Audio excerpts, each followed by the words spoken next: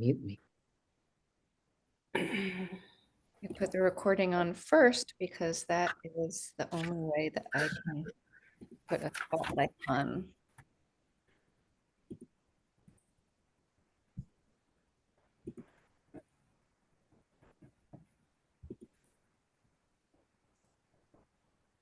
So friends, we're going to just leave Heidi and me on the spotlight while Heidi is presenting. And Heidi is going to prompt me to be putting some things in the chat. But first, let me just welcome you to this special evening that we have. I'm delighted, absolutely delighted to introduce you to Heidi and to welcome Heidi into this space.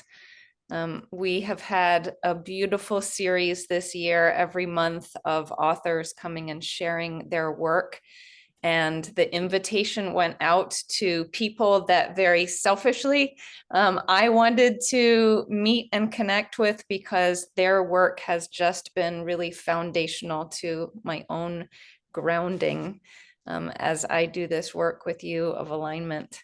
Heidi is coming to us from Dakota Land, Minnesota, and I am coming to you. I'm Margaret. I'm coming to you from Philadelphia area and Lenape land.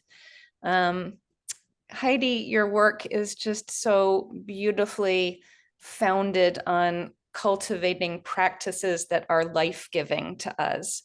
And that is what we hope always to be offering in alignment, is the opportunity for practices that are life-giving and that put us into this intimate relationship with the creation. And I read your words in this beautiful book that Sandy, who is on here, actually gave me. And Sandy said in her note that I keep in the front here, when she gave it to me, you can open to any page and you are going to find wonder and hope there. And so that's part of my practice. I just open to any page and there is wonder and hope. But also this book led me to 12 Tiny Things that Heidi co-wrote and to Collisions of Earth and Sky. And we're really looking forward to Just Wild Enough that is coming out in April. So Heidi, thank you for joining us. We are delighted to have you here and can't wait for what you are going to give us that is life-giving tonight. Thank you so much for that beautiful introduction. And thank you all for being here, because the gift of presence, that's the ultimate gift in my opinion. So thank you for being here tonight. Time is precious. So tonight, I think we'll just be spending some time talking about a few different books, and I tend to weave in those life-giving practices in all of my words. So we'll be talking about ritual, about ceremonies of the ordinary. I'll do some reading of poetry, and we'll have a few different prompts, kind of go back and forth with those as well. But before we do that, I would offer just a bit of a centering and a dropping in as we begin. So just think about your day, where you've been, how you landed here.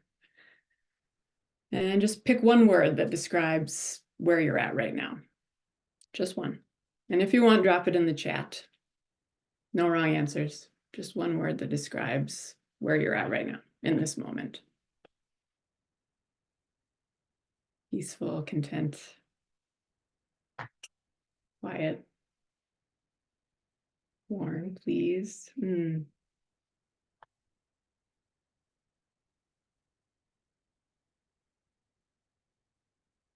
Wonderful.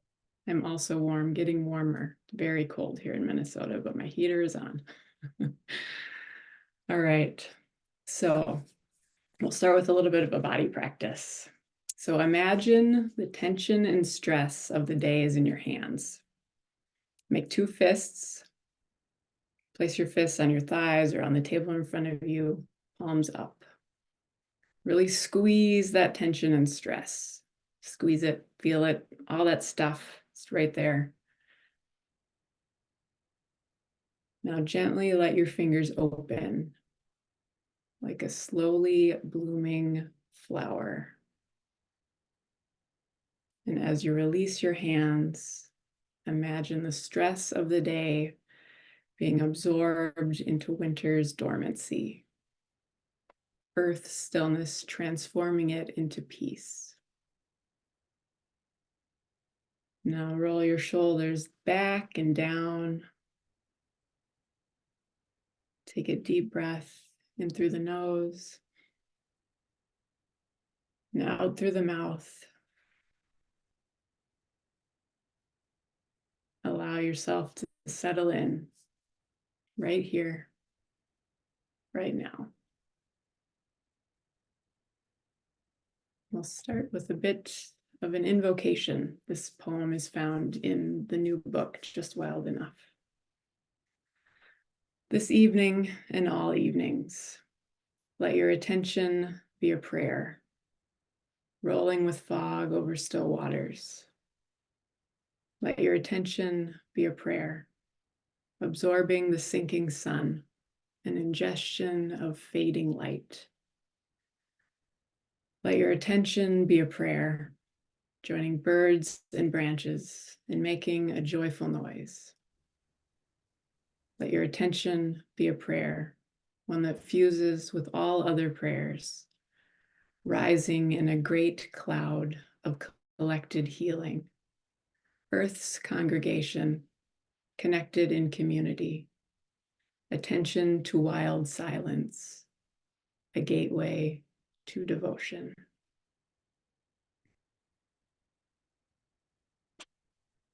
So I like to think of every moment as an opportunity to be in prayer or to be in ritual, to be just fully in my body. And in my work as a health coach, that's another part of who I am, writer and health coach. I work with people from all walks of life, just figuring out how to best be fully in their life, be walking the path that they want to be on. And so that tends to find its way into a lot of my writing. So tonight we'll be talking about well-being, ritual, nature connection. That's another huge part of what I write about, as any of you who have read my work have noticed. I don't think I could probably write a book without talking about nature in some form. That's always been a huge underlay of everything that I do. And I thank my parents for taking me outside as a kid. I think that was really key. And I try to do that for my own daughter. I have an 11-year-old.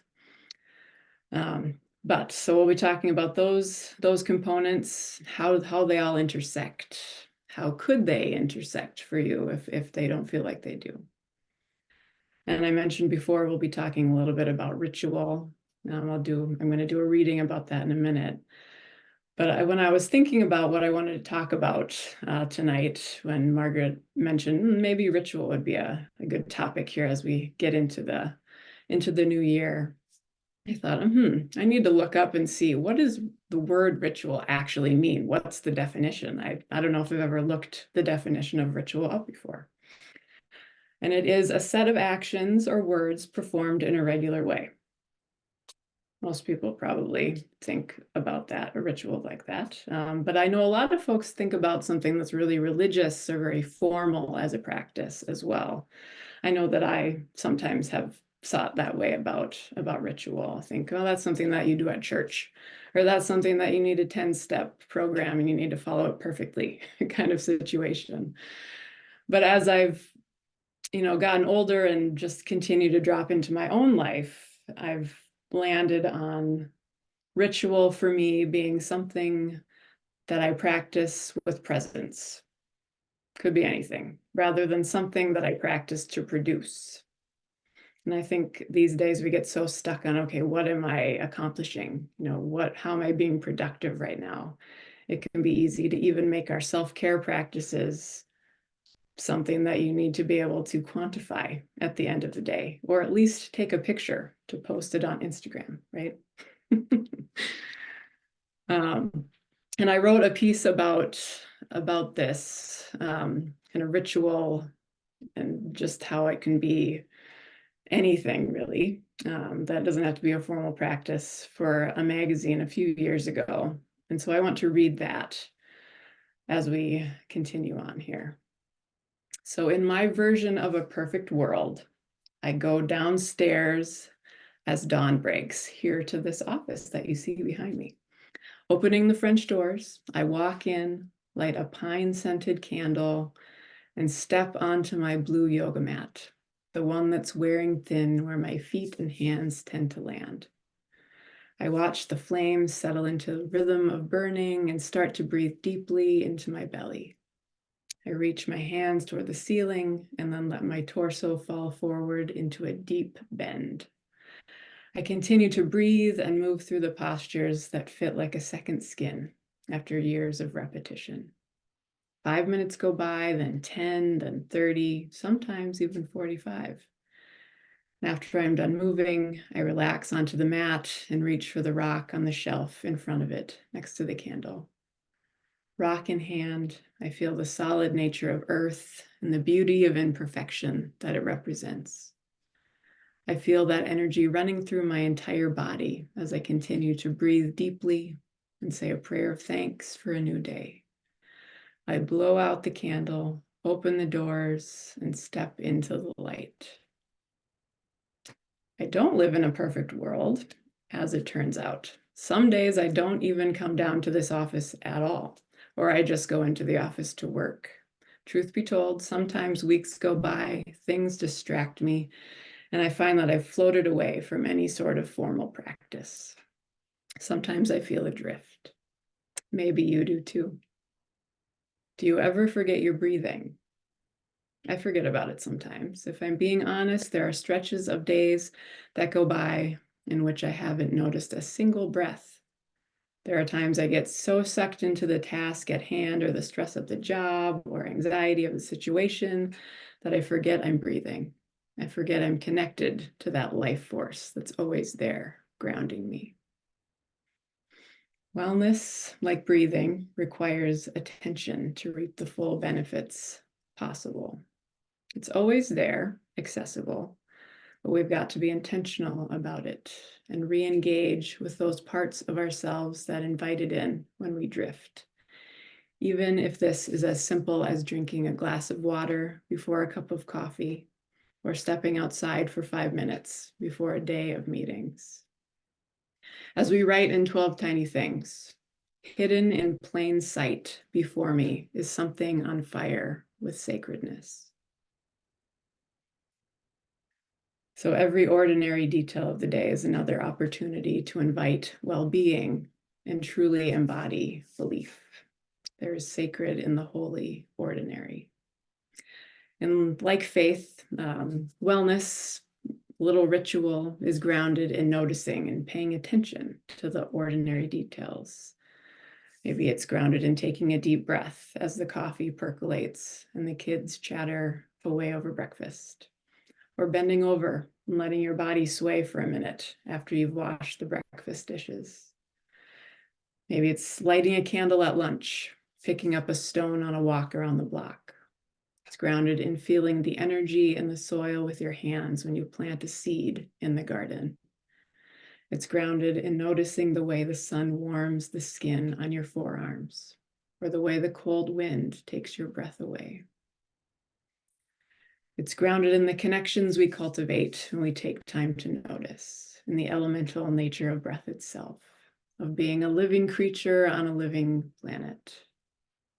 So I feel really great on the days when I do an entire formal wellness yoga practice, and even better when I consistently do that practice for days at a time. But even when I don't, and I drift away from my morning routine, as we all sometimes do, I can find that sense of connection to something greater than myself by breathing through the earth elements that weave into my day.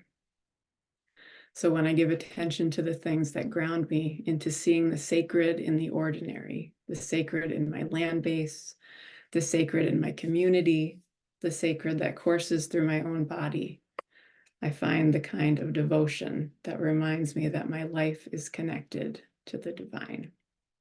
Living well is feeling both grounded in reality and connected to the vastness beyond our human lives, somehow even in the same breath. And we always have to breathe. I have to keep reminding myself that, right? We always have to breathe. It can be so easy to forget that that's always going on. So that last sentence in that piece stands out to me as I read it again when I was getting ready for tonight. Grounded in reality and connected to the vastness beyond our human lives. I like to think of ritual as a bridge, and I tend to access that bridge right now by holding my little rock. Here it is, my little rock in the mornings, even when I don't do that full practice. Or maybe it's just bending over in a stretch or walking on the little path around my house. So we go, coming to the prompt portion of our evening, prompt number 1. So I would invite you to think about some practices that are grounding for you right now. For me, that is my rock, that is bending over in a stretch, that's walking the path around my house. What are some little practices that feel grounding for you right now? Go ahead and share those in the chat. Or if anyone feels so moved, you're welcome to come off mute and shout them out as well. Just want to say, Heidi, that all of the words that are coming out of your mouth are so connect. I just put this in the chat. Those who come to alignment often will recognize these as the way we describe what our practices are in alignment. Finding the sacred in the ordinary, finding these practices in our daily routine that feels sacred. Yeah, yeah. And I know people will have things that they are writing in the chat right now, so we'll give them some space. Yeah, take your time.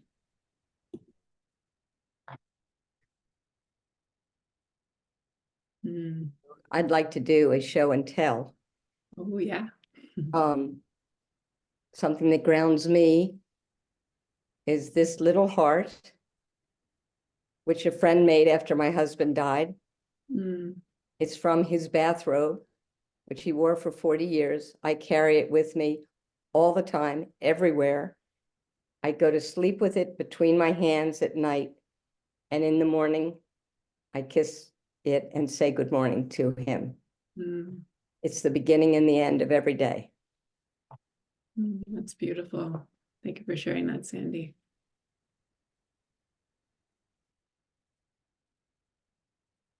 I love all these that are coming through, watching the birds, massaging some salve onto the hands on Zoom meetings. That's a good one. I might adopt that.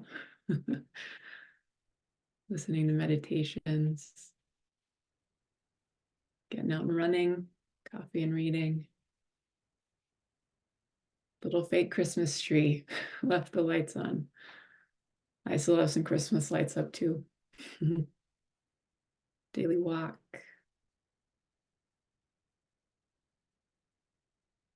Step on the yoga mat every day. Connect to the breath.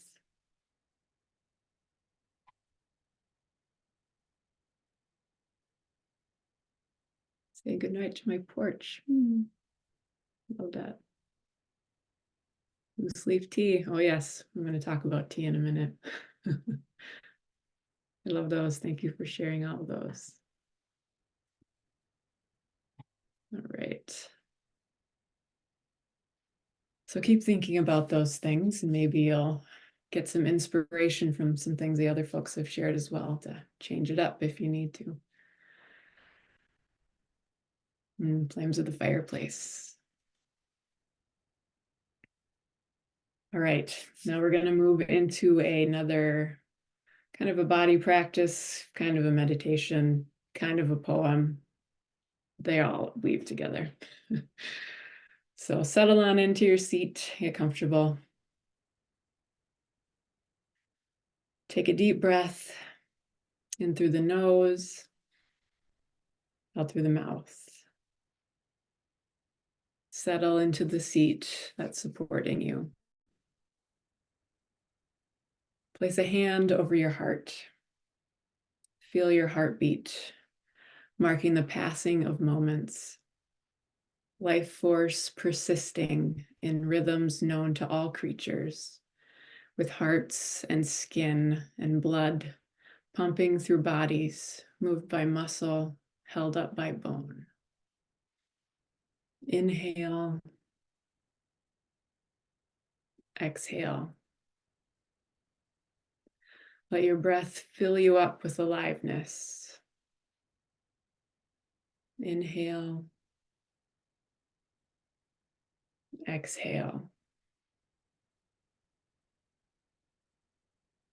Let your body melt into the lengthening dark, sinking deep into pools of obsidian shimmer, dropping toward where ritual reaches through response to reality, where shadow and night dance, where souls meet one another outside the bounds of time, where spirits speak in magic, a magic you know in your bones when you put your attention on the practices that feel right. Breathe in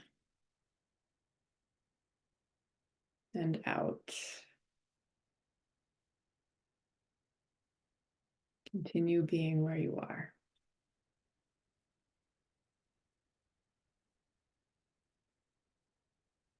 Instructions for Living, a poem that came to me a couple weeks ago. No one can tell another how to live. So be wary of anybody selling that particular brand of promise. There is no way you'll get your money's worth. Rather, go get some seeds or a pair of snowshoes or adopt a creaturely companion to keep you company on the trail. Anything that gets you outside, interacting with wild things like soil and snow, your own breath meeting air as you move through the woods. Anything that reminds you you're alive and it's time to pay attention to the path you're on. So this is something that I have to return to myself time and time again and pay attention to the path I'm on. I write so much about, being centered and grounded, figuring out your root structure. But it is still so easy to drift in our digital world, in this world that is so chaotic with wars and the economy and all the things swirling around, plus what you're dealing with in your own life. So I find it so important just to continue returning to that practice, that thing that grounds me, helps me to pay attention to the path that I'm on. And as I was out on my path the other day, walking through the woods by my house, again, I was thinking about ritual, and I was thinking of it as ritual as attunement. And then I thought of my daughter and her violin. She's 11. She's getting better. She's been playing since she was 5, so she knows how to tune it herself now. And taking the time to pause and recalibrate makes it possible to begin again with renewed vigor and much more pleasant experience for everyone involved. And then I started thinking of childhood memories of my dad cleaning the wood stove in the morning before school. I grew up in a house that was only heated by wood stoves. My dad built the house in the 70s. And he built it with a wood stove in mind. So it's right in the middle. There's a spiral staircase that goes up to the upper floors. They got a furnace, but not till I was in college. So every morning, my dad would be down there cleaning out the ashes. It would be this clanging noise. Then I'd come down. I have 3 younger brothers. And I would have my cereal. I'd be sitting right next to the wood stove on the box of where he would keep the wood. And that was my ritual as a kid. It was hearing the clanging noise. It was walking down the spiral stairs. It was getting my cereal, sitting on the wood box, and feeling my bones kind of rewarm after the night of cold. It really, perched on that wood box, I could just feel the heat cut through the chill. It was a way to center myself, even as a young person. I didn't think about it like that when I was, a teenager. But looking back, I can see that was my way of really being where I was and preparing myself for the day ahead.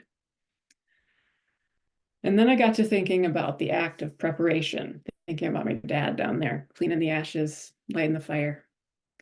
And I thought of the idea of going through the motions.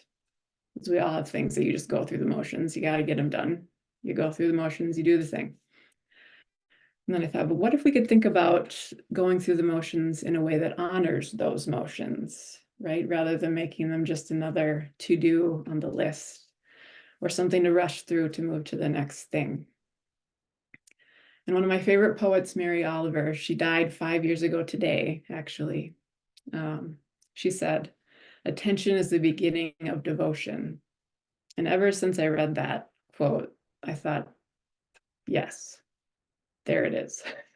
Of course, she would say the thing, right? Mary Oliver knew what was going on. But attention is the beginning of devotion. So I think, okay, what do I want to be devoted to? Where is my attention going most of the time right now? Where's the mismatch? Where's the alignment? And I think my work as a human, all of our work, is to figure out how to move further away from the mismatch, closer to the alignment. Easy to say, harder to do. And that brings us to prompt 2. So what is something that you often just go through the motions of doing? Think about those ordinary things, those chores. What's something you just tend to rush through, go through the motions, get it done?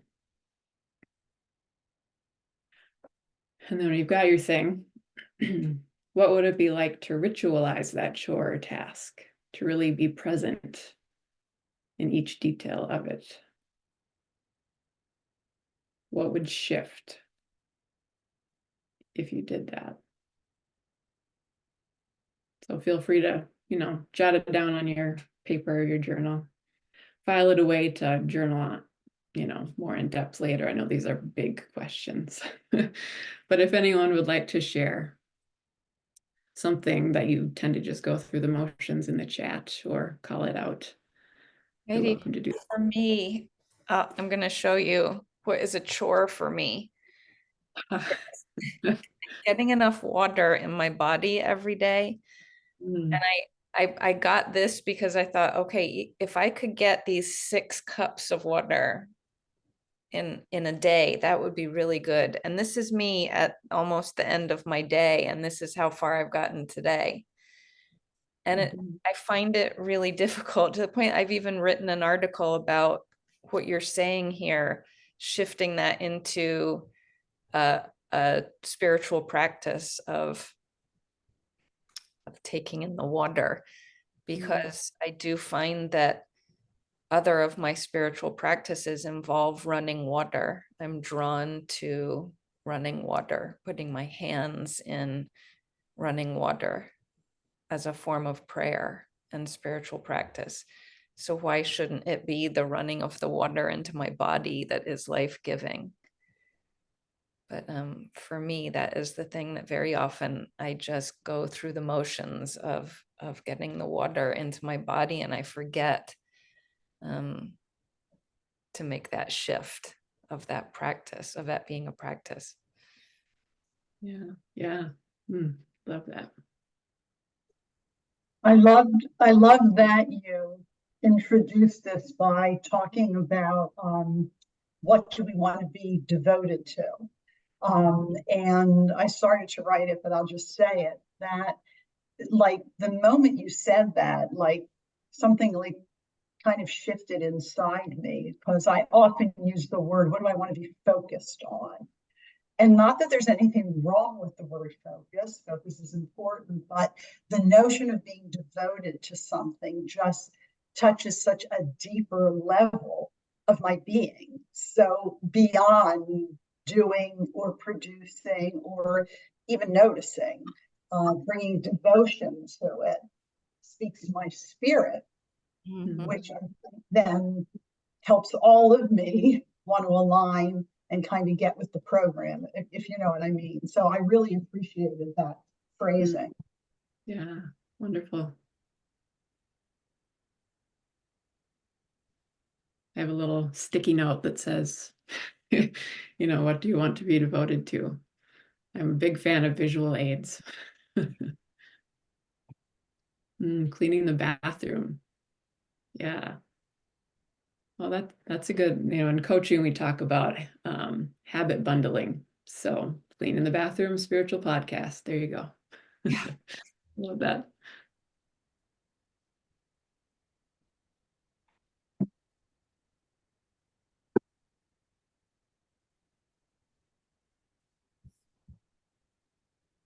Well, keep thinking about this. If anybody else wants to share, keep putting them in the chat. Feeding the cats, cleaning their boo. I need to do that one too. That's a good one. Yeah. I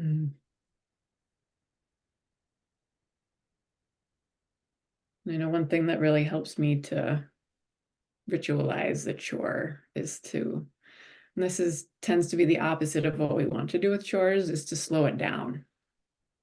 You know, I'll just use the dishes as an example. I used to just rush through and try to get them done as soon as possible. And now I try to, okay, really want to feel the water on my hands.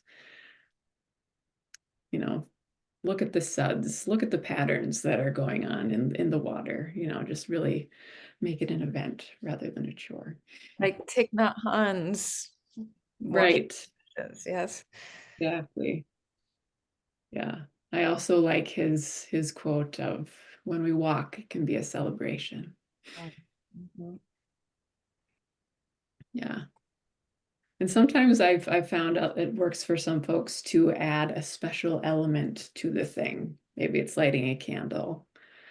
Or I had somebody once tell me that they put on their favorite shirt to do the chore that they didn't want to do. They might as well be comfortable. Or, you know, maybe you put on your favorite song, something like that.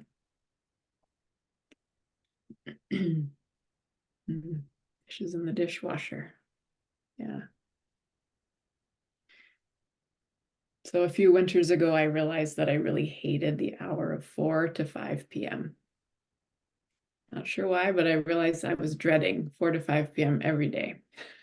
Work was done. Wasn't quite time to make dinner. You know, this time of year, the light is fading away. I just didn't know how to navigate this everyday transition in a way that felt life-giving, to go back to that word. So this is when I mentioned I was going to talk about tea. So now at about 4 o'clock most weekdays, I walk up the steps from the basement where my office is, fill the kettle with water, put it on the stove, turn the dial to number 7. And while the water heats up, I open the cupboard and I get out a ceramic mug that has a moose painted on the side, and then some lemon tea. Place the tea in the cup, and then I wait for the whistle. Just stand there and I wait for the whistle. It takes like 70 seconds. Not long, but sometimes I find myself thinking, oh, I'll just sort the mail, or oh, I'll just check this message while I wait for the tea. So I really have to be intentional about, okay, I'm just going to stand here, I'm going to breathe, I'm going to wait for the whistle. So I do that, look out the window as the light of the day starts to fade. And one of my other favorite authors, Kent Nearburn, wrote, "You must look closely in this dark month. Examine the backs of your hands, the movements of your fingers. Place your thumbprints on the edges of old bowls. Immerse yourself in ceremonies of the ordinary. Do not seek large issues. In January, one needs ritual, not philosophy." So it can be really hard to look closely, especially this time of year. Westernized culture tells us that we should be setting lofty goals, especially in my line of work as a health coach, and committing ourselves to be, you know, to new beginnings, to make it our best year yet, or some other similar saying that often comes with the 10-step list or program with a price tag. Year-end reviews are everywhere as the calendar flips over. And the message that swirls around is that you've got to plan ahead, take the long view, get your ducks in a row, be ready to conquer the next 12 months. January in mainstream America especially tends to be about going big or going home, to use a cliche. Clean the slate, overhaul your lifestyle, live your best life starting today. Raise your vibration so you can manifest your dream life. So these aren't necessarily bad things to put energy into, but they are large issues. And I'm going to read a little bit of Collisions of Earth and Sky right now, because I quoted Kent Nierburn in one of the first chapters. Let's see. So in January, I'm lighting fires again in the wood stove each day. A ritual reclaimed in adulthood after growing up in a house heated only with wood. It feels good to resume this daily practice, the one that connects me to those who came before, who lit hearth fires decades and centuries past, even in far-off lands across the sea.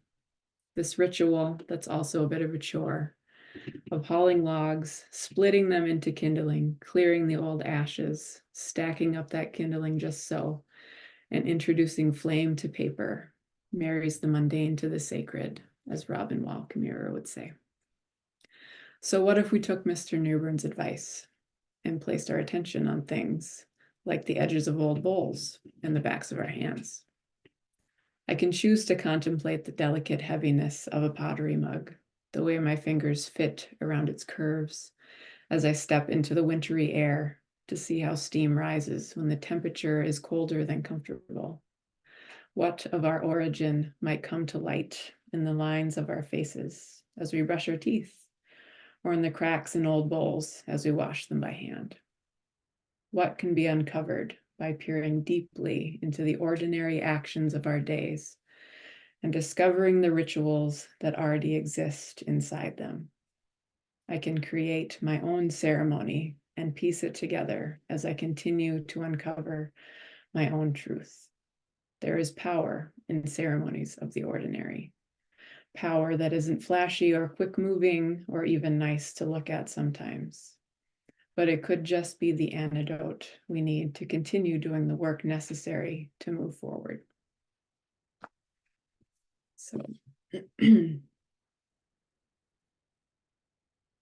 so ordinary rituals, as we've heard so far, that come up for me are building the fire, maintaining our wood stove lifestyle, lots of wood hauling and chopping and gathering of sticks, and also brewing tea. And speaking of tea, I just, right before I jumped on this call, I thought, oh, I have a poem about tea. So I'm going to read that right now. And it is in Cold Spring Hallelujah. Tea, in the evening, or anytime really, take a kettle and fill it with water. Put it on the stove and let the heat invite steam to sing. Pour the water over dried herbs, loose leaf or in a bag. Let it sit and sit with it, maybe outside. After 5 minutes or 10 have passed, breathe the steeping scent as you close your eyes to remember what it feels like to love yourself enough to notice every drop.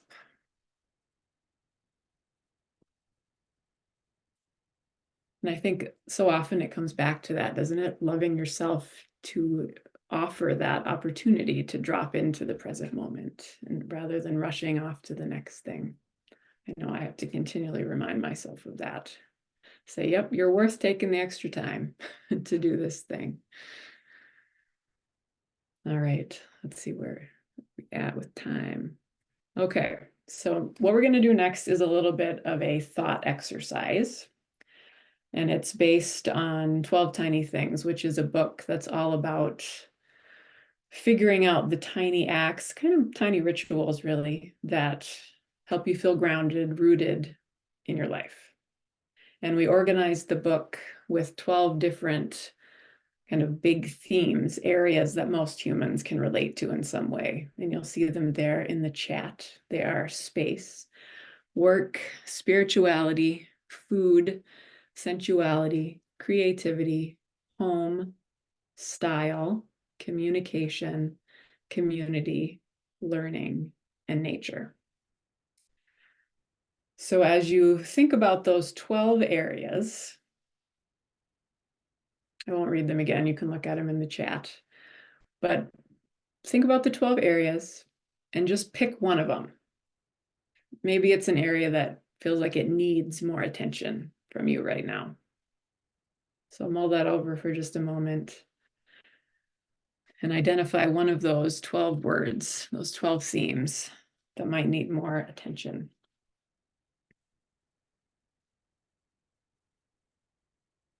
And if you've got, jot your word down on your paper.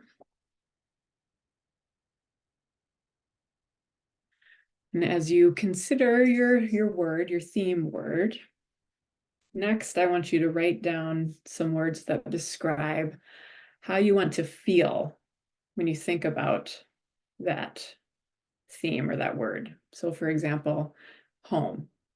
How do you want to feel when you think about home, or whatever word you chose? And just write down a bunch of those words, different ways you want to feel when it comes to your chosen theme word.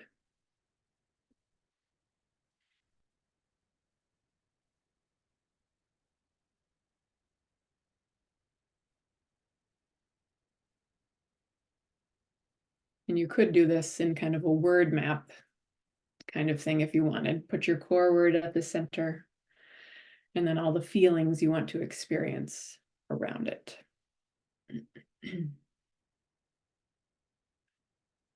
Just give everybody a few minutes to write that down.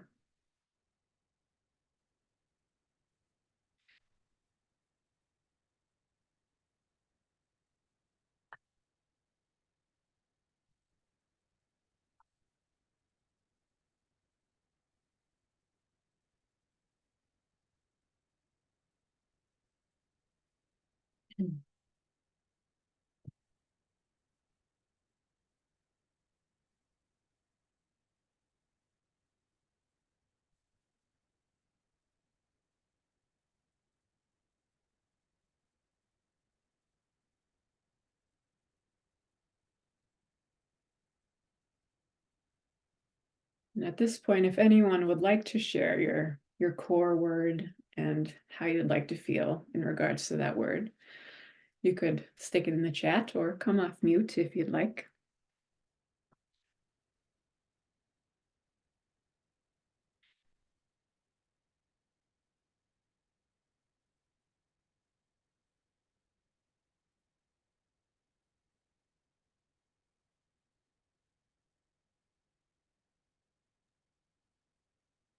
I'll, Oh, I'll, I'm sorry. oh, go ahead. I chose one that's hard for me. I chose creativity. Mm. I wrote, I want to feel success. I don't want to be stressed. I want to be pleased. I want to be challenged. And I want to be okay with the outcome. Mm. Wonderful.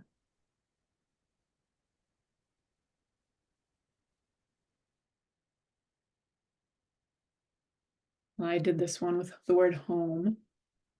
And I want to feel present, held, cozy, and grateful. There in the chat, we've got community, close, warm, connected, firmly rooted.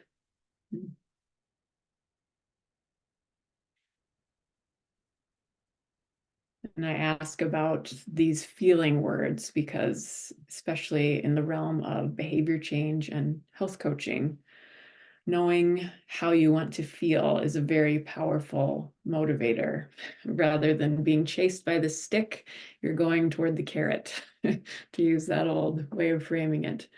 But when you know how you want to feel, you can do something tiny every day that helps you move closer to that feeling. And that's what we're getting at next with these words. So you got your core word, you got your feeling words. Now, what is one tiny thing that you could do in the next day, next week, to move closer toward one of those feelings? Doesn't mean you have to have all of them. Just move in a little inch closer to one of them. And write that down too.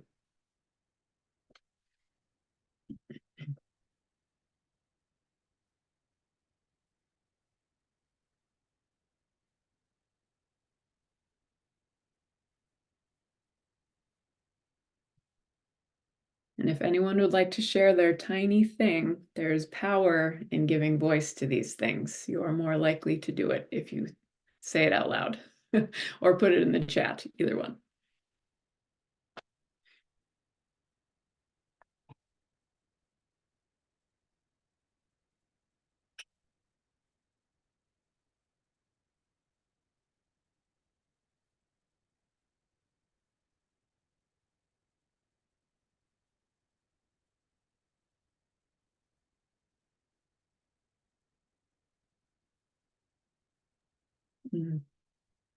Reach out. My word that I was thinking about is the communication and the feeling that I want to grow would be to have more patience, like when I'm listening, so that I'm not feeling uptight with what somebody's saying, and because then I'm more likely to misinterpret them, and being patient, like waiting for responses to like emails or text messages, and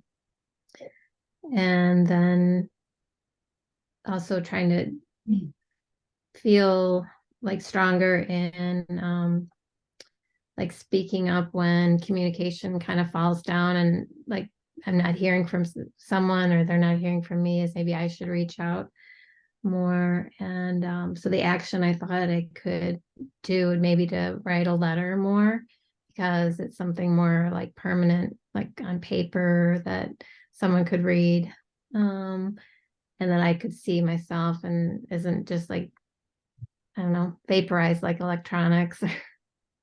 Yeah, I love that. There are no right answers, but that's the tiny thing in the book, writing a letter. Lots of power in that.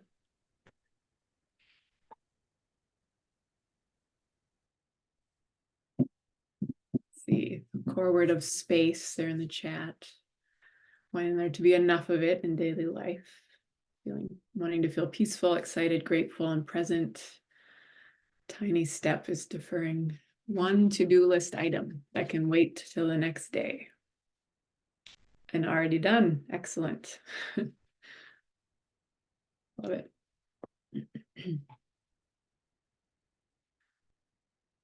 Wonderful. Well, keep thinking about these things. I want to be mindful of our time as we're getting close to the end here.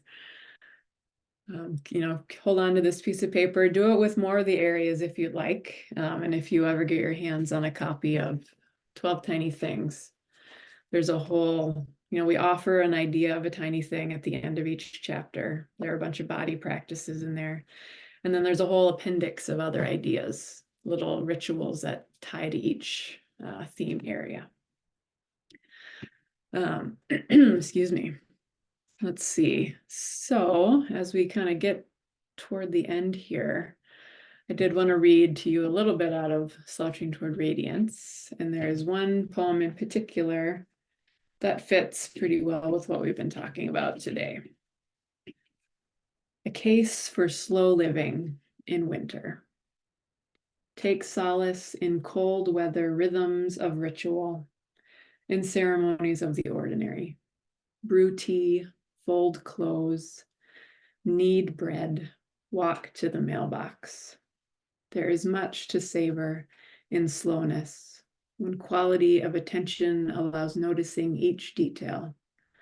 Wisps of steam rising, soft folds in well-worn shirts, hands and dough working together, snow crunching underfoot in moonlight. Celebrate this walk through dark days, this chance to do it differently, to revel in slowness, while light waits its turn. And one of my teachers, Bayo Akamaluf, has this great quote. He says, "Times are urgent, we must slow down." A hard one to grapple with sometimes, but I like to return to that and say, okay, times are urgent. What can I slow down to be more present? Because when you're more present in your own life, you're more well equipped to do the work that you're called to do in the world. All right, I do have one more prompt for you all, and you can just take it with you if you'd like. And it is in the chat. So this is a poem in the new book. It's very short. And the poem is "Practice Being Still Enough for Conversations with Wildflowers."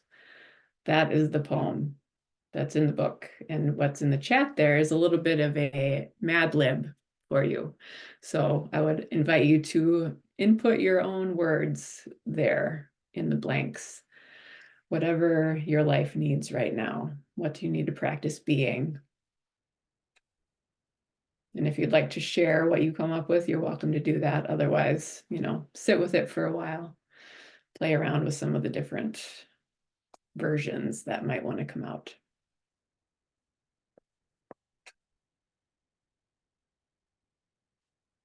Heidi, could you repeat the original poem one more time? Yes. Yep. Thank you. Practice being still enough for conversations with wildflowers.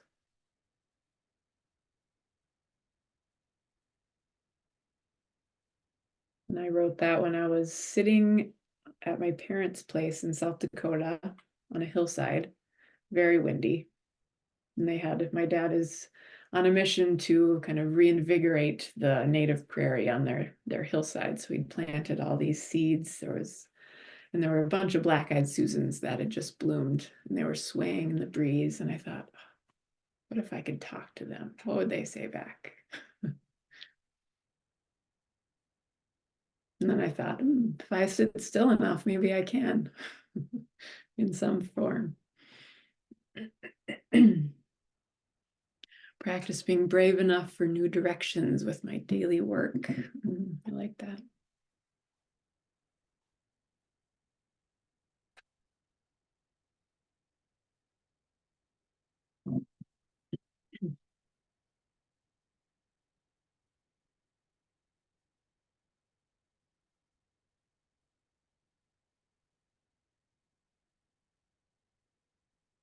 All right. Well, if anyone else would like to share, go ahead and post it in the chat.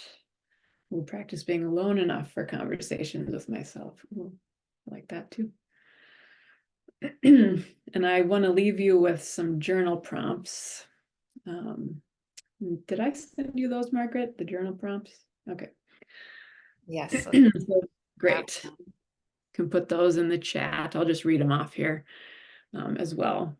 But what rituals or ceremonies connect you to your physical body? And for me, that's gardening, yoga, hiking, running outside. The next one is, how does embodiment shift your relationship to ritual? What does it take to participate fully in that ritual? For example, for me, it takes making it small enough so I actually do the thing, so I can be there.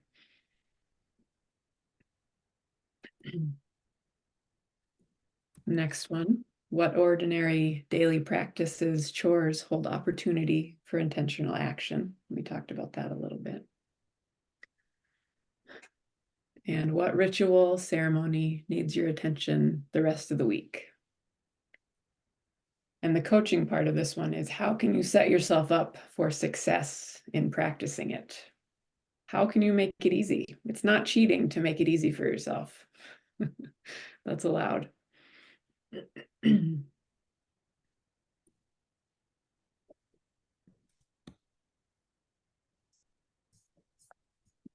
So take those journal prompts with you, sit with them. And I'm gonna close this out here by reading another portion of Collisions. I can find it. All right.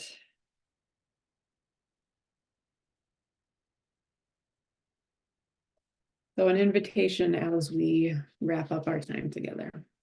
An invitation to journey in life-giving ways. What does a good day look and feel like? Open your eyes to the dawning of a new day and wander toward voices when you're ready for companionship. Embrace solitude if being alone fits right now. Stretch your body, swim, canoe, run, hike, whittle, knit. Let your body move how it wants to move as light fills the sky. Remember that you are a body and your body is you. You are partners in this life, not enemies. Nourish yourself with seasonal food and fresh water. Enjoy coffee if coffee agrees with you and avoid it if it doesn't. Eat slowly and mindfully and welcome the energy of life-giving sustenance into your entire being. Progress through the day with awareness and grace, whatever awareness and grace feel like to you right now.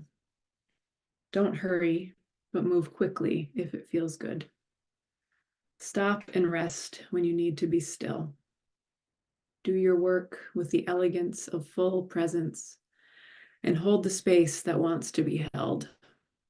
Be sure to put it down when you get tired. Let others hold space for you too. Discern the difference between surrendering to life once and giving up. Take in more nourishment when you feel hungry, be it food, rest, play, or prayer. Be reciprocal in your actions, always conscious of the give and take that creates the harmony needed to fill the hours with the music of beauty. End the day with slow movement and breath and stillness. Quiet your mind. Sit in the peace that fills the spaces between your thoughts. Tap into the place of rootedness that is always there when you cultivate it. Close your eyes to the gentle sounds of night, inviting the day to fade, and give thanks for another chance to rest and begin anew.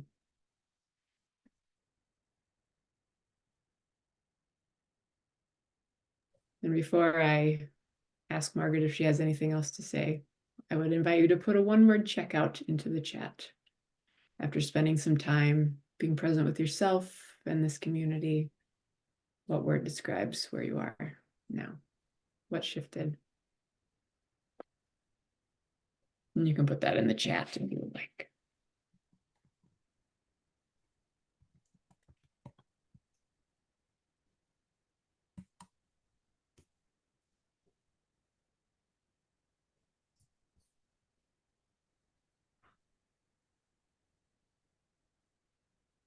Wonderful.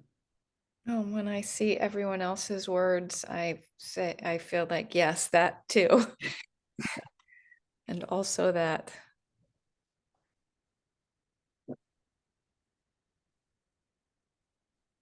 Heidi, I'm just beyond grateful for the gifts you have given us and opened our hearts and minds to tonight.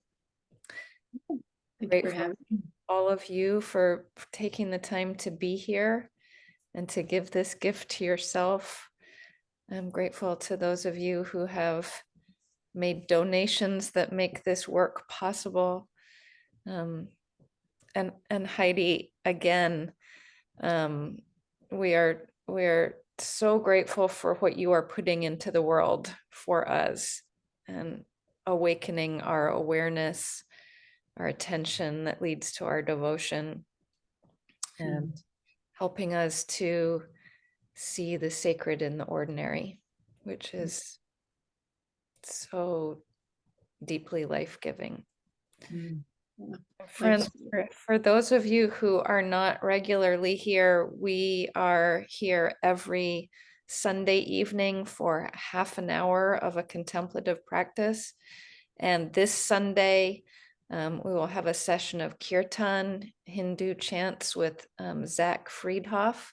And then the Sunday after that, Heidi will be back again to lead us in our Sunday evening practice. So a double blessing for us. Thank you so much, Heidi, and peace to you. Thank you. Peace to all of you. Blessings on the rest of your January. Thank you. Rich gifts. Thank you all.